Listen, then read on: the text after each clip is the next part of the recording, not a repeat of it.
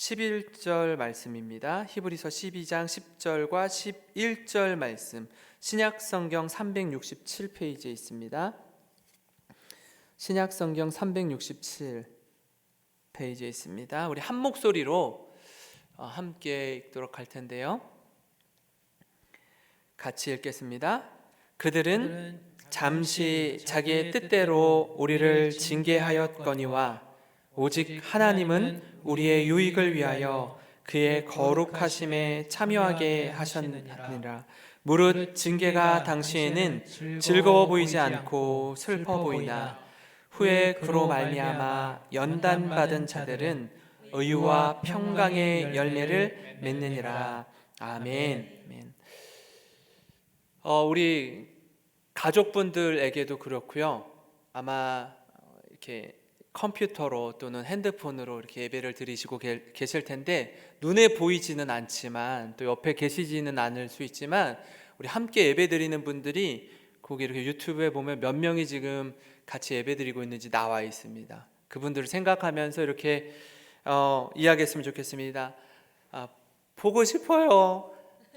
보고 싶습니다. 이렇게 정말 보고 싶습니다.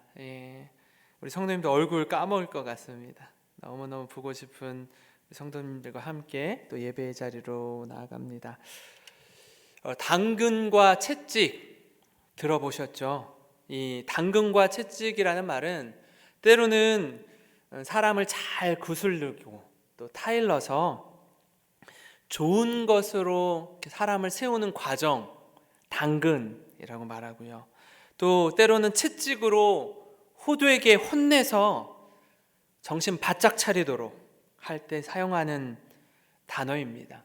우리 인생을 이렇게 곰곰이 생각해 보면 이와 같은 과정을 지나온 걸 알 수 있습니다. 어떤 경우에는 우리가 노력하고 애쓴 것 이상으로 좋은 결과나 보상이 주어지는 경험을 할 때가 있습니다. 내가 노력하고 애쓴 정도는 우리가 스스로 잘 알고 있죠. 그것 이상의 결과가 주어질 때 다른 말로 표현할 수 없는 겁니다. 하나님의 은혜입니다. 이건 내가 한 게 아닙니다. 난 요만큼 했는데 하나님 이만큼 채워주셨습니다 라고 말할 때가 있습니다. 하나님의 은혜라는 말 외에 다른 것으로 설명이 안 되는 경우 말입니다. 그러나 다른 한편으로는요, 전혀 뜻하지 않은 시련의 시간을 보낼 때가 있습니다. 왜 나한테 이런 일이 일어났는지. 중국에서 일어난 코로나가 지금 이렇게 멀리 살고 있는 우리들에게, 그리고 그뿐 아니라 전 세계에 이런 영향을 미치는 게 이해가 되지 않을 만큼의 이걸 어떻게 해석해야 되는지 막막할 때가 있는 것 아니겠습니까? 하나님께서 우리를 성장시키는 과정 가운데서도요, 이런 모습들이 있는데요. 때로는 혹독한 훈련으로 강하게 하시고 때로는 한없는 사랑으로 우리를 이렇게 주님의 품 안에 품어주실 때가 있습니다. 자녀를 양육할 때도 이런 균형을 이루며 양육할 때 아이들이 정서적으로 안정감 속에서 무럭무럭 건강하게 성장하는 모습을 우리가 보곤 합니다. 믿음의 증인으로 살아간다는 것, 또 그 안에서 삶의 흔적마다 하나님께서 우리 가슴에 새겨주시는 그 은혜라는 것이 있는데요. 성경을 통해서 우리가 좀 같이 확인하려고 합니다. 성경에 나오는 인물들을 한 명 한 명 한번 곰곰이 생각해 보시기 바랍니다. 어느 누구도, 성경의 어느 한 인물도 평안하게 어떤 고난과 역경도 경험하지 않고 시온의 대로가 활짝 열린 것처럼 그렇게 평안과 안식 가운데 지낸 사람은, 인생을 지나온 사람은 단 한 사람도 없습니다. 고난 또는 징계 또는 훈련의 과정, 또 이런 단어는요, 좀 듣기만 해도 다른 사람은 경험할지 모르겠지만 나는 좀 그런 경험 없었으면 좋겠다. 이게 무겁고 부담스러운 말이기도 합니다. 그래서 인생을 지나오면서 어떤 분은 그런 단어 또 그런 일은 내게 없었는데요 하시는 분들이 좀 계실지 모르겠어요. 긴장하셔야 됩니다. 그게 얼만큼 갈지 모릅니다. 그리고 정말 하나님의 사람이라면, 그리스도인이라면 언젠가는요 그런 시간들을 또 하나님 경험케 하시고 훈련시키시고 연단하신다 라는 것을 믿고 두려워 말고 직면하고 돌파해 가시는 우리 성도님들이 되시기 바랍니다. 성경이 말하는 이 징계, 헬라어로 파이데이아라는 말인데요, 이 말은요 가르침, 훈련, 교정을 통해서 아이를 기를 때 사용하는 단어입니다. 그런데 히브리서 기자는요, 인생의 고통스러운 시험 속에서 그런 과정들을 지나면서 인내해야 된다, 참아야 한다라는 것에 초점을 맞추고 있습니다. 그러니까 참는다라는 것에 또 하나 한 측면의 의미로 낙심하지 말아라. 그러니까 마음을 빼앗기지 말아라. 마음이 물처럼 녹지 말고 그 상황들을 묵묵히 견디고 이겨나가라 라고 말씀합니다. 왜 징계하죠? 하나님이요 우리를 징계할 때가 있어요. 이 징계의 진짜 의미는요, 이 징계를 통해서 잘못된 것을 바로잡고 회복되고 공동체 안에서 함께 하나 되게 하는데 더 큰 의미가 있습니다. 이 징계의 시간이 결코 의미가 없거나 또는 무조건 힘들었던 시간이 아니라 나 자신의 수준, 믿음의 깊이와 넓이의 그 바닥을 경험하는 시간이거든요. 내가 정말 하나님을 온전히 신뢰했는가?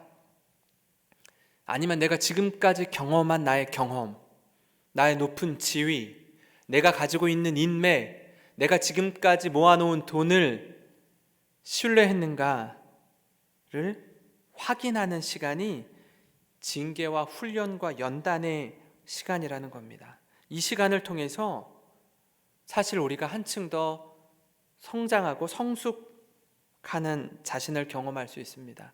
제가 말씀을 묵상하면서 지난 시절 중등부 사역할 때가 생각이 났습니다. 중등부 사역하면서 아이들과 이렇게 지낼 때 다양한 아이들을 만납니다. 때로는 이렇게 사춘기가 한창이기 때문에 부모님과 좀 이렇게 심하게 다투고 집을 나오는 아이들이 있습니다. 그러면 종종 저에게 전화를 해서 만나자고 합니다. 이 아이들이 얼마나 속상하겠습니까? 아이들만 속상합니까? 부모님도 속상하죠. 그 아이들을 만나서 이렇게 이야기하면서 제가 하는 건 뭐냐면 그냥 들어주는 거예요. 뭐 대단한 걸 하지 않아요. 아, 그랬구나, 많이 힘들겠구나 하고 들어주는 거예요. 공감해 주는 겁니다. 뭘 이렇게 정답을 제시해 주지 않아도 돼요. 그냥 잘만 들어주고 도닥여만 줘도 스스로 답을 구하고요, 스스로 그 다음 뭐 해야 될지를 알더라고요, 아이들이. 근데 제가 마지막에 꼭 전해주는 메시지가 있습니다. 그게 뭐냐면 부모님이 널 얼마나 사랑하는지, 그리고 널 얼마나 소중히 여기는지에 대해서는요 마지막에 꼭 이야기해 줍니다. 근데 사실 아이들이 그 말을 그 당시에 이렇게 들으면서 별로 동의하지 않거나 귀담아 듣지 않는 경우들이 많습니다. 그 말의 의미를 이해하든 못하든 꼭 전해줍니다. 그리고 나서 훗날 아이들이 저를 찾아와 이렇게 말합니다. 당시 철부지 시절에 자신의 이야기를 잘 들어주고 공감해 주어서 고맙다고 얘기합니다. 집은 뛰쳐나왔는데 누구한테 이렇게 하소연하고 싶고 자기 입장을 얘기하고 싶은데 얘기할 사람이 별로 없는 거예요. 근데 생각나는 사람이 목사님이었다고 말하는 겁니다. 저도 감사하죠. 근데요, 제가 이 아이들과 이렇게 만나면서 또 이렇게 들어주면서 들었던 생각은 뭐냐면, 저는요, 목사는요, 잠깐 그 힘든 아이들의 이야기를 들어주고 공감해 주는 것, 뭐 거기까지인 거예요. 사실은 생각해 보세요. 진짜 부모님은요, 아이를 낳고 기르고 장성해서 결혼할 때까지 하나에서부터 열까지, 아니 결혼하고 나서도 손자 손녀 돌보고 계시잖아요. 세심하게 신경 쓰고 기도하고 혼내기도 하고 달래기도 하고 마음과 뜻을 다해 양육하는 분이 부모님인 거예요. 부모님의 마음은요, 교사와 목사의 마음을 뛰어넘는 겁니다. 그 이상의 사랑과 헌신으로 자녀를 양육하고 있거든요. 성경은 이 부분을 다룹니다. 우리가 이해할 수 있는 선, 세상에서 살면서 하나님이 우리를 얼마나 사랑하시는지에 대해서 뭘로 알 수 있어요? 무엇으로 공감할 수 있어요? 어떻게 합니까? 가장 근접한, 하나님이 우리를 이렇게 사랑하셨다라고 말할 때 그 사랑을 사람을 통해서 느낄 수 있는 가장 근접한 그 사랑의 넓이와 깊이를 갖고 계신 분은요, 우리 부모님이에요. 부모님처럼 자녀를 사랑하는 사람이 어디 있습니까, 세상에?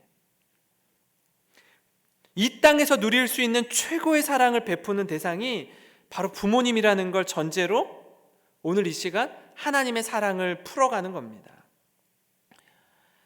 우리를 성장케 하는 이 징계를 받아들이는 우리의 자세에 대해서 이 시간 좀 같이 나누려고 하는데요. 그 첫 번째는 뭐냐면, 우리를 자녀로 대하시는 하나님의 마음을 헤아리기입니다.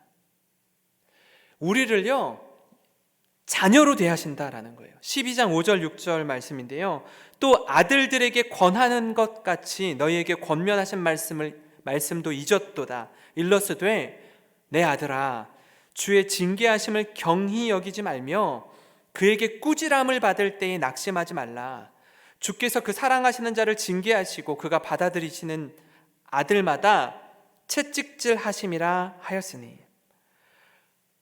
이 말씀은요, 하나님 우리를 대할 때 남의 집 아들, 남의 집 딸로 대하지 않으시고 하나님 자녀로 대하신다는 거예요. 아까 말씀드렸잖아요. 저는 목사로서 그 사춘기 아이들을요, 들어주고 공감해 줄 수 있어요. 거기까지. 근데 부모님은 어떻게 한다고요? 부모님은요, 혼내요. 잘못하면 호되게 혼냅니다. 너 그러면 안 돼. 그 길은 네가 갈 길이 아니야. 이제 멈추고 돌아서야 돼. 라고 가르쳐 주는 겁니다. 누군가 우리의 갈 길을 지도해 준다는 건 참 감사한 일입니다. 누군가 우리를 가르쳐 줄 어른이 계시다는 건 참 행복한 일입니다. 이게 무엇을 의미하는지 곰곰이 생각해 보시기 바랍니다. 우리를 지도해주고 잘못된 길로 갈 때 때로 따끔하게 혼내주고 바른 길로 인도하는 영적인 지도자 또는 스승, 부모님이 있다는 건 정말 행복한 겁니다. 교회가 하나님 앞에 불순종하고 그 말씀을 거스르고 세상의 가치를 쫓아 살아갈 때 잘못된 길이라고 호되게 야단칠 교회의 어른이 있어야 합니다. 우리나라에도 옥하는 목사님 같은 어른이 계실 때에는요, 목회자들의 목회자로서 목회자들이 잘못된 길로 갈 때, 교회가 교회됨의 본질을 놓칠 때 호되게 야단치고 정신 번쩍 들게 남으라고 경각심을 갖게 해주신 그런 메시지를 주셨습니다. 그래서 목회자들이 영적인 긴장의 끈을 다시 잡아매고 하나님 앞에서 흐트러졌던 모습을 바로잡고 정신 차리고 그랬습니다. 바라기는 우리 영생교회에도 우리 사랑하는 권사님, 장로님들께서 이런 어른으로 계셔 주셔서 진리를 따라 치열하게 살아가는 본을 보여주시고 검소하고 겸손하고 진실한 모습으로 어른의 모습을 보여주실 때 청년들이, 장년들이 우리 영생교회 권사님처럼 나도 그렇게 살아야지, 나도 그렇게 익어가야지, 그렇게 존재만으로도 존경받는 그런 어른들이 되어주시기를 간절히 부탁을 드립니다. 근데요, 우리는 자꾸 우리 마음속에 칭찬에 대한 본능적인 목마름이 있거든요. 인정받고 싶은 욕구가 있습니다. 물론 칭찬해주고 잘한다라고 해줘야 더 잘할 수 있는 것도 사실입니다. 그런데 언제까지 칭찬만 듣고 그것을 요구받아야 합니까? 성장하고 어른이 되고 회사에서 직장 생활하고 하면요, 기업을 경영할 때는요, 그저 칭찬만 하지 않습니다. 회사에 입사하고 직장 생활하고 기업을 경영할 때 잘못된 건 잘못됐다고, 이렇게 하면 안 된다고, 이건 이렇게 하는 거라고 가르쳐 주면요, 그 지도를 받을 때 내가 성장할 수 있거든요. 기업을 경영하는데 조그만한 가게라도 그 어떤 규모를 떠나서 내가 어떤 일을 열심히 하는데 그 잘못된 길로 가는 거예요. 근데 자신은 몰라요. 그럼 누군가 옆에서 알려줘야죠. 그럼 알려주는 그 사람에게 감사해야죠. 그 알려준다고 지적한다고 기분 나쁩니까? 아무도 알려주지 않으면요, 망하는 길로 가는 거예요. 근데 우리나라는 기본적으로 체면 문화가 있고 관계가 가까울수록 그런 불편한 말, 듣기 싫은 말 하는 게 부담스럽고 꺼리기 때문에 조심조심하는 경향이 강하죠. 눈치만 보고 어려운 말 꺼내는 걸 굉장히 부담스러워합니다. 당연히 부담스럽고 그건 힘든 일입니다. 그러나 진심으로 그를 존중하고 존경하고 사랑한다면 가까운 그 사람이 사랑의 마음을 담아서 예의를 갖추어서 그 이야기를 해줘야 합니다. 그 사람을 위해서. 그 사람이 듣는 그 순간에는요, 기분이 언짢을 수 있어요. 마음이 상할 수 있어요. 근데 시간이 지나면 나에게 이 이야기를 해준 그 사람이 얼마나 감사한지 깨달을 거예요. 얼마나 고마운 사람이, 내가 밥도 사주고 옷도 사주고 내가 진짜 해줄 수 있는 모든 걸 해주고 싶은 사람이 그 사람이라는 걸 그 당시 그 순간에는 모를 수 있어요. 그 사람에게 정말 잘해줘야 된다라는 거예요, 사실은. 근데 이걸 불편해요, 우리나라 사람들은. 말해주는 사람도 사랑을 담아서 예의 있게 말하는 것도 중요하고요, 그 말을 듣는 그 사람도요, 그걸 받아낼 수 있는 마음, 그걸 용납하고 수용할 수 있는 마음이 있어야 돼요. 그래야 서로 성장하는 겁니다. 하나님께서 우리에게 말씀해 주실 때, 하나님 우리를 자녀로 대해 주실 때, 하나님 우리에게 따끔하게 혼내 주실 때 그것을 수용하고 받을 수 있는 우리가 되기를 주님의 이름으로 축원합니다.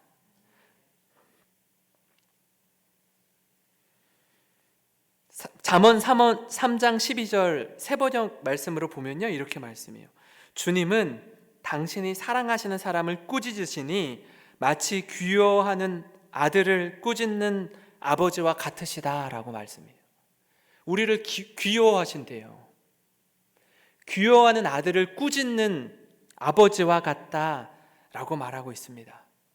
바라기는 우리 영생교회 담임 목사인 저를 비롯해서 모든 성도님들이 하나님 말씀에 귀 기울이고 말씀 앞에서 우리를 돌아보고 말씀이 자꾸 부대끼고 힘들고 어려울 때 우리를 자녀처럼 대하시는 하나님, 귀여워하는 아들을 꾸짖는 그 하나님 말씀 앞에 순종하는 저와 여러분이 되기를 주님의 이름으로 축원합니다. 신명기 말씀에도 이렇게 말씀하고 있어요. 자녀를 향한 하나님의 마음을 이렇게 말씀합니다. 신명기 8장 5절 6절 말씀인데요. 너는 사람이 아들을 징계함같이 내 하나님 여호와께서 너를 징계하시는 줄 마음에 생각하고 내 하나님 여호와의 명령을 지켜 그의 길을 따라가며 그를 경외할지니라. 우리를 징계하시는 하나님의 마음을 깨닫고 그 명령을 지키고 그 길 따라가는 것, 그게 진짜 복인 줄 믿으시기 바랍니다. 우리를 성장시키는 징계를 받아들이는 또 하나의 자세는요, 하나님께서 우리의 유익을 하나님의 유익이 아니라 우리의 유익을 위해 허락하신 것임을 기억하기입니다. 12장 9절과 10절 말씀입니다. 또 우리 육신의 아버지가 우리를 징계하여도 공경하였거든 하물며 모든 영광의 아버지께 더욱 복종하며 살려하지 않겠느냐. 그들은 잠시 자기의 뜻대로 우리를 징계하였거니와 오직 하나님은 우리의 유익을 위하여 그의 거룩하심에 참여하게 하시느니라. 부모 자녀와의 관계에 있어서도 아버지가 자녀를 양육하고 징계하고 따끔하게 혼을 내잖아요. 자녀가 바른 길 가도록. 근데 하물며 하나님이 우리를 대할 때 어떻게 하겠느냐라는 거예요. 많은 경우에 있어서는요,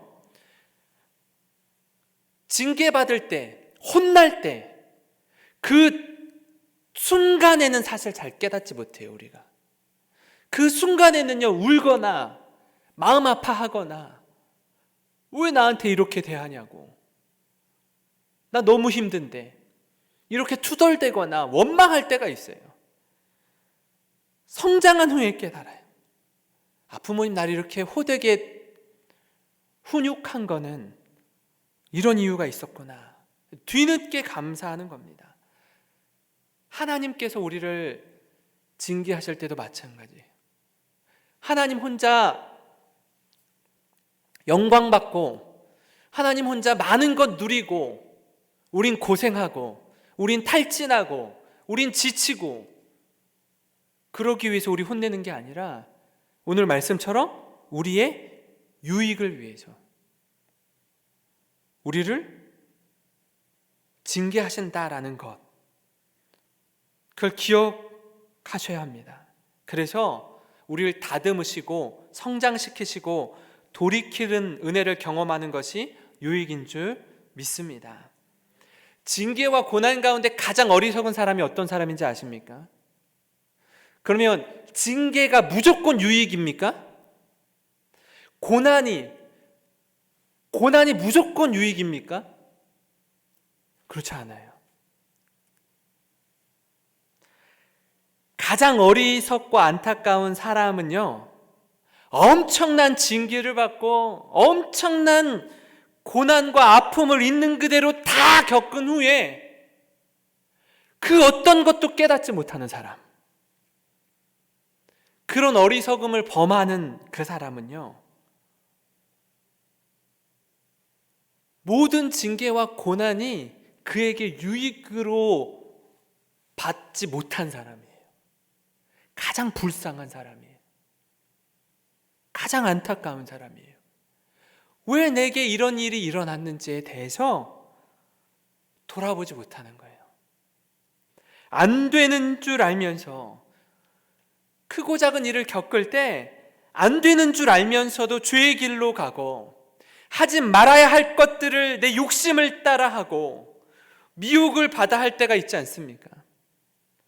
처음엔 여기까진 괜찮겠지, 요만큼까진 괜찮겠지 하다가 요거 좀 하다가 아니면 언제라도 돌아서야지 하고 시작합니다. 그게 뭐가 됐든 말입니다. 근데 처음 그렇게 시작을 했는데, 내가 스스로 시작한 건데 스스로 멈추지 못하고 계속 빠져듭니다. 내 힘으로, 내 의지로 헤어나오지 못할 것처럼 말입니다. 그리고 후회하지요. 제가 어떤 특정한 무엇이라고 말씀드리지 않지만 그것이 무엇이 되었든지 우리를 곤경에 빠뜨리고 우리를 힘들게 하거나 말할 수 없는 어려움과 고난에 빠지게 할 때가 있습니다. 근본 코로나를 통해서도 우리가 좀 깊이 하나님과 독대하고 깊이 기도하고 경험하고 깨달아야 하는 것이 무엇인지 분명히 알아가는 이 시간이 되기를 간절히 소망합니다. 이 시간을 허투루 보내면 안 돼요. 지금 성도님들이 경영하는 사업과 또 다니는 직장 가운데 어려움을 겪고 힘든 시간을 보내는 분들이 계십니다. 이거는 인간의 힘으로 어떻게 할 수 없는, 전혀 예상치 못한 일이고 지금까지 경험하지 못한 상황입니다. 뭔가 버텨야 하는데, 이 시간을 잘 통과해야 하는데, 어떤 분은, 어떤 직장은, 어떤 기업은 버틸 힘이 없는 거예요. 여러 가지로 부대끼고 마음이 힘들어요. 그래서 예민해져 있습니다. 가뜩이나 신앙적으로도 하나님께 나와 마음껏 부르짖고 기도하고 싶은데 좀 그러지 못하는 상황 아닙니까? 제가 알기로는 우리 몇몇 성도님들께서 밤 늦은 시간에 오셔서 이 자리에 오셔서 혼자 기도하는 분들이 계시다라는 걸 알고 있습니다. 지금 모이는 것 때문에, 한 자리에 여러 사람들이 공간에 모이는 것 때문에 지금 어려움이 있지 않습니까? 그러니까 이 영적인 갈급함은 있고 기도는 해야겠고, 혼자 오셔서 여기에서 부르짖으면서 하나님께 기도하는 그런 몇몇 성도님들이 계시다는 것을 알고 있습니다. 우리가 이 광야를 통해 우리 자신이 오직 하나님만 의지하며 나아가는 시간이 되기를 간절히 소망합니다. 하나님과 독대하며 우리의 소망은 오직 하나님께 있음을 경험하고 깨닫는 자가 되기를 간절히 소망합니다. 그래서 이 시간, 이 고난의 시간이, 하나님 이 시간이 제 인생의 고난이라는 재료를 통해 새롭게 되는 은혜를 누렸습니다. 훗날 이렇게 믿음의 고백이 우리 입술에 충만하기를 간절히 소망합니다. 욥기 5장 17절에 볼지어다 하나님께 징계받는 자에게는 복이 있나니 그런즉 너는 전능자의 징계를 업신여기지 말지니라 라고 말합니다. 그 원포인트 레슨이라는 게 있어요. 골프를 치거나 야구를 하거나 운동을 하거나 할 때, 어떤 일을 할 때, 미술을 하거나 음악을 하거나 할 때요, 그 분야의 고수, 그 분야의 프로가 내가 열심히 배운다고 배우고 준비한다고 연습한다고 했는데 그 사람 앞에서 내 동작, 내가 하는 거, 내 그림, 나의 노래 이렇게 보여주는 거예요. 제가 어떤 부분을 고치면 성장할 수 있을까요? 라고. 그분이 딱 하나 딱 집어주는 거예요. 너 요것만 고치면 돼. 요렇게만 하면 돼. 딱 들으면요, 뭐 별거 아닌 것 같아요. 근데 그 전문가, 프로, 고수에게 그 하나의 딱 원포인트 레슨 딱 받으면 엄청나게 성장하는 거예요. 그 지적이, 그 레슨이 얼마나 소중한 것인지 아십니까? 사람에게 배워도 그런데 하나님이 직접 우리를 가르치시고 지도하시고 훈련시키고 징계하신다면, 그걸 깨닫는다면 얼마나 우리에게 있어서 복된 시간이 되겠습니까? 이건 놓치지 않았으면 좋겠습니다. 이것 기억하면서 믿음의 삶을 살아가는 우리가 되기를 간절히 소망합니다. 마지막으로 우리를 성장시키는 징계를 받아들이는 세 번째 자세는요, 우리를 세상에서 거룩하게 하는 도구임을 기억하기입니다. 10절 말씀입니다. 그들은 잠시 자기의 뜻대로 우리를 징계하였거니와 오직 하나님은 우리의 유익을 위하여 그의 거룩하심에 참여하게 하시느니라. 하나님은 이 징계를 우리의 유익과 더불어 거룩의 재료로 삼아서 세상 속에서 그리스도인으로, 구별된 그리스도인으로 살아가도록 하는 겁니다. 그렇기 때문에 세상에서 우리가 세상 사람들처럼 흐트러지거나 흔들릴 때에 다시금 정신 차리게 해주고요, 경각심을 갖게 해주는 겁니다. 말씀 앞에 든든히 서도록, 유혹에 빠지려고 할 때 하나님 이렇게 건져주시는 것처럼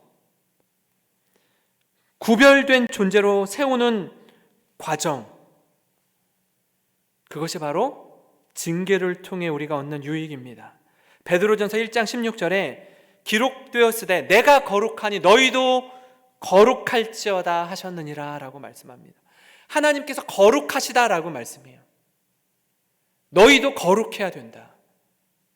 세상의 가치, 세상이 추구하는 것, 세상의 방향과 다른 구별됨이 있어야 된다라고 말씀하고 있습니다.